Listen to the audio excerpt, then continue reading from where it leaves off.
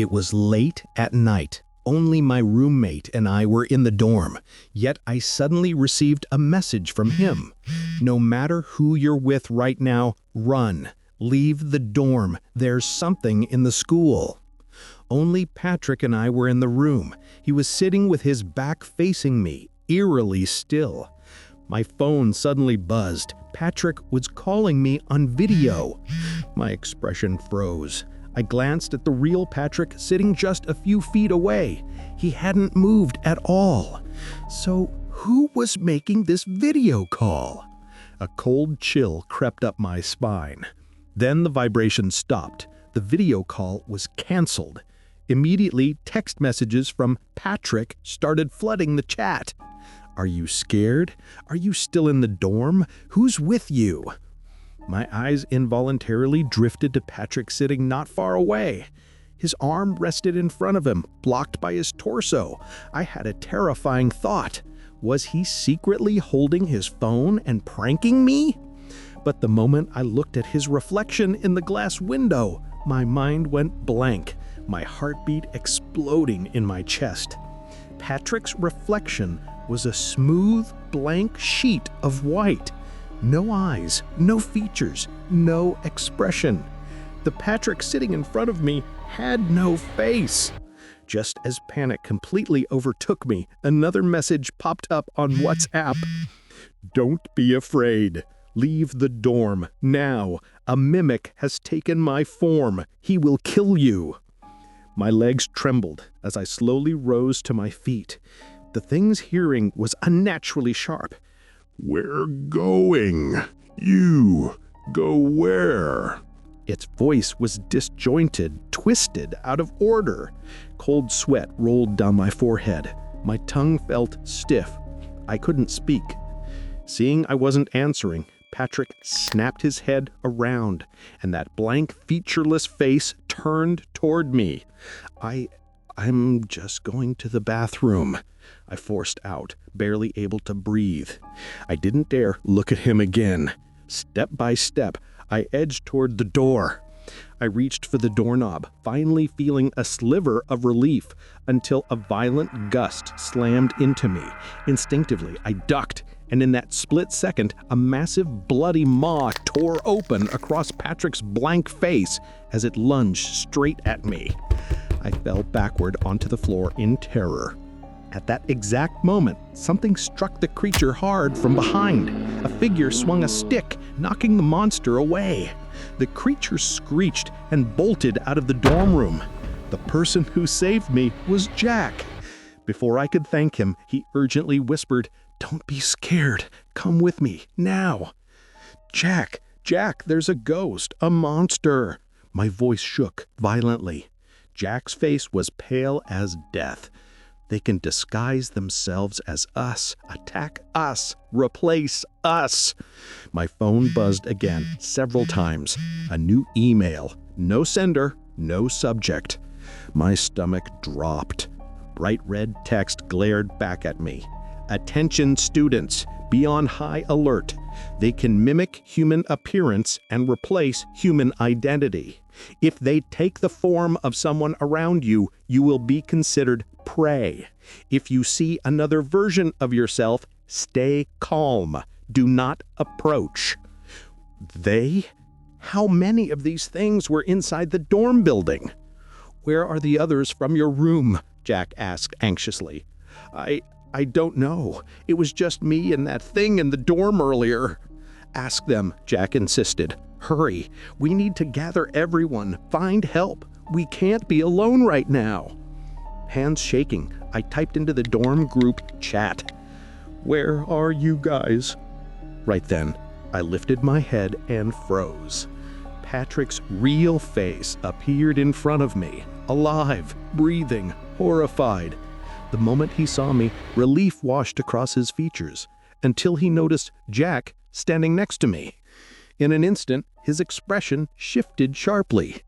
Still shaken from the creature in the dorm, I instinctively pulled Jack backward. Patrick kept glancing at my hand, subtle, repeated looks, as if telling me to check my phone. Still watching him cautiously, I lowered my head and opened my messages. 2 new texts from Patrick. 1. Strange lecture leads to disaster. Mimic humans appearing among students. 2. How to identify mimic humans. Lecture?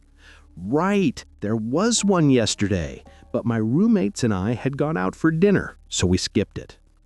According to the message, the mimic infection began with that lecture. Anyone who attended would be targeted by a mimic identical to themselves. Jack went to the lecture, which means the Jack standing right in front of me? Forcing down the panic rising in my chest, I looked at Jack again. His expression was warm, gentle even. But above that harmless smile, the corners of his mouth were pulled impossibly high, stretched upward towards his ears. My stomach twisted. Keeping my voice steady, I said, "Jack, let's go find the others." Jack had almost certainly been replaced already. He kept asking about my other roommates, maybe intending to eliminate us all at once. And that explained why the other Patrick had spared me when he saw Jack. The mimics could probably communicate with each other. Slowly, inch by inch, I moved closer to Patrick. When Jack wasn't looking, I grabbed his arm, and the 2 of us sprinted. Jack's face twisted into something monstrous as he lunged after us. Just then, the hallway lights flicked on. Behind us, Jack shrieked in agony and stumbled backwards, retreating violently. Patrick had hit the light switch. Mimics have a weakness. They fear light. At that moment, the dorm's PA system crackled to life. Patrick and I exchanged a look and hurried back toward the dorm room. I finally asked him the question that had been gnawing at me. The broadcast is all about mimics. The strange incident started right after the lecture? People seeing another version of themselves? Patrick nodded, explaining as we walked. But something bothered me. He said, we missed the lecture. Yet I remembered clearly Patrick wasn't at the dinner yesterday. A cold thought struck me like a hammer. Is the Patrick beside me the real one? Before I could process it, someone stepped out from the washroom at the end of the hallway. Gary, one of our roommates. There were 6 of us in the room. Me, Patrick, Gary, and the other 3, Bob, Sam, and Tom, whose whereabouts were unknown. Gary walked toward us. What's going on? Why is the broadcast telling everyone to go back to their rooms? I didn't answer his question. Instead, I asked him, "What are you doing here?" Gary looked confused. "Getting water. What else?" I glanced into the washroom. The lights were on. He isn't afraid of light. He's not a mimic. We started toward the dorm with him, barely 2 steps in, and both Patrick and I froze. Gary's walking pattern, his body swayed from side to side, arms twitching unnaturally, like the erratic movement of the mimic earlier. Patrick and I exchanged a glance. Then we bolted! "Why are you running?" Gary shouted behind us, limping after us with that same uneven gait. We rushed into the room and slammed the door shut. I locked it immediately. "Hey, why did you like me out?" Gary pounded on the door, irritation turning to anger. I ignored him. He only hit the door harder. "Stop pretending you're a mimic," I shouted through the door. "That limp, you're copying its movements." "What? Are you serious?" Gary yelled back, furious. "You think I'm a monster because of that? I just finished doing squats. My legs are numb." I turned to Patrick. At this point, I couldn't afford to trust anyone. The banging outside suddenly stopped. Just when I thought Gary had finally left, the knocking started again, harder, more frantic. "Let me in! Hurry! There are a lot of them at the end of the hallway. They don't have faces!" I peered through the narrow crack beneath the door. The end of the corridor was dark, but in the faint glow spilling from our room, I could barely make out a few distorted shapes moving unnaturally. Then things got even worse. The moment those figures reached the edge of the light, they suddenly flipped over, bodies snapping upside down, and began walking toward us head first, like spiders crawling on the ceiling that had been glued to the wrong surface. "Help me! Please, let me in!" Gary's voice broke into sobs. Even from behind the door, I could hear the terror in it. We were caught in a painful dilemma. If we didn't let Gary in, he might be taken. If we did let him in, we couldn't be sure if he was one of them. "Ray, it's me, Gary," he cried. "Our dorm's first group outing, we had hot pot. Every week, we go watch a movie together. Everyone in our room loves midnight snacks, especially pan-fried dumplings and fried chicken. Ray always orders the most." My chest tightened. He knew everything. Details only the real Gary would know. I unlocked the door and yanked him inside. He stumbled in panting, and I locked the door immediately. He was real. He had to be. Ray hurried back to the door to keep watching the hallway. Just then, he gasped. I rushed over and looked out. There, among the crowd of twisted, faceless, mimic humans, was a familiar face. Bob! His features flickered in and out of the shadows, surrounded by those impossible creatures. Before we could react, the broadcast system crackled again overhead. Hearing his name, relief washed over me. If Bob triggered the announcement, maybe he was safe. At the same time, Ray's phone vibrated. A message from Bob. "Ray, I'm in the dorm supervisor's office on the first floor. How many people with confirmed identities are with you? Bring only those confirmed safe and come to the security room immediately." Hope surged, then immediately twisted into doubt. Was this really our friend reaching out, or another trap laid by the mimics? After reading the message, Ray said, "I think Bob must have found something important. That's why he wants us downstairs now." I frowned. But what if he's already been replaced? What if he wants to lure us out of the dorm? That's possible too. Ray's voice trailed off as tension thickened between us. I scrolled through the newly updated Mimic Identification Guide while Ray continued typing, asking Bob more questions. "There are 4 of us from our dorm who didn't attend the lecture. Mimics won't target people who skipped it. I went, but I wasn't successfully replaced, and there's no way everyone in the academy attended the lecture. As long as there are survivors, we still have hope." His words steadied me a little. At least I hadn't seen another version of myself yet. I kept scrolling through the guide. Then my eyes froze on a single line of text, and my blood turned to ice. After replacing a human, a mimic can somehow acquire all of the human's memories. My breath caught. Earlier, Gary had proven his identity by listing countless shared experiences, but if mimics could inherit the same memories, then none of that proved anything. I looked at Gary. He was staring calmly at Ray, showing no obvious abnormalities. At that moment, Ray slowly edged closer to me and tilted his phone so I could see. A new message from Bob. "Ray, I'm here with Gary. Why aren't you coming? Hurry!" Every hair on my body stood on end. If Bob said he was with Gary, then the Gary standing beside us was very likely a mimic.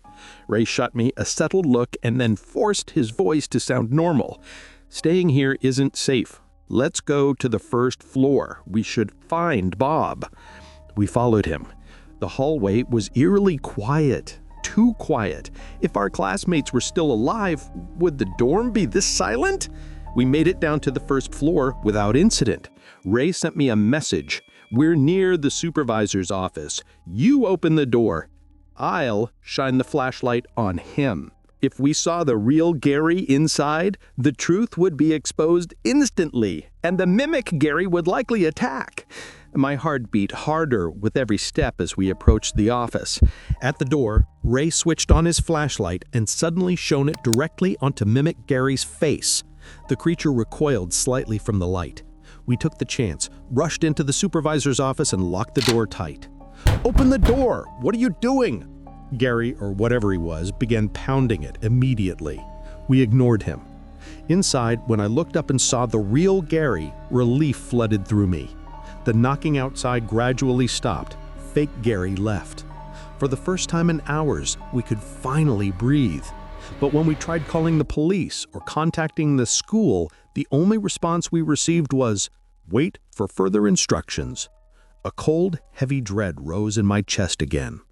I had a feeling the school might abandon us. Ray was still arguing with the administration on the phone.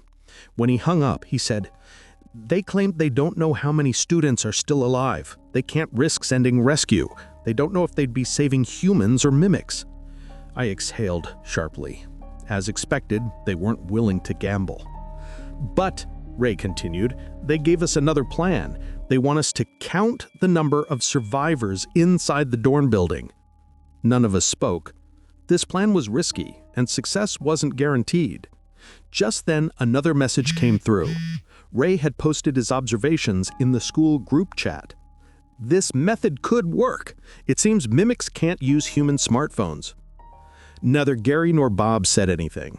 Outside was dangerous, but if we stayed put, how long could we survive? Once we started moving, things went surprisingly smoothly, until we reached the 6th floor. The moment we stepped out of the staircase, we almost screamed. A corpse lay in the hallway. Gary! The real Gary! But right now, Gary was supposed to be safely inside the supervisor's office with Bob. If his real body was here, then the Gary in the office could only be the mimic. We had locked the real Gary outside. He must have been killed by the mimics after we abandoned him. Staring at the body, horror crashed over me. We had completely misjudged everything. I immediately messaged Bob. "The Gary next to you is the mimic. Run! Run now!" At this point, all I could do was pray. Pray the mimic Gary hadn't attacked yet. "Don't worry, Ray." Behind me, a sudden sound echoed. It was Tom. Ray and I stared at him nervously. I raised my flashlight and shone it at Tom. He didn't flinch. I relaxed just a little. Tom walked toward us, his steps perfectly normal. Only then did I completely let my guard down. But the moment he reached us, he suddenly lunged forward and bit Ray. A terrifying thought exploded in my mind. The imposters might not be afraid of light at all. I reached out to pull Ray away, but he shoved me aside and shouted, "Don't worry, run!" Then he dragged the imposter and disappeared into the distance. I turned and ran the opposite way. That thought came back again. The imposters were never scared of light. The dorm wasn't quiet because the light kept them away. It was quiet because everyone left inside had already been replaced. As I ran, everything suddenly went dark. I collapsed to the ground. I thought I was done for, that the imposters would get me. But then I woke up. Ray was standing right in front of me. He said, "I shook off the imposter and came back for you, but you fainted on the road. Luckily, you woke up quickly. Come on, we need to get to the rooftop. The school is sending people to rescue us." Half dazed, I followed Ray all the way up to the rooftop. "It's okay, we're safe, we're finally getting rescued." I was about to speak when suddenly, a voice came from behind me. "Don't trust him." It was Bob. I had no idea when he arrived on the rooftop. "Come here," Ray shouted. "He's the imposter!" "No, Ray is the imposter. Don't go to him," Bob yelled. I froze. I didn't know who to believe. While I hesitated, Bob suddenly charged at Ray. They struggled violently and both slipped over the edge. Luckily, they both managed to grab the ledge.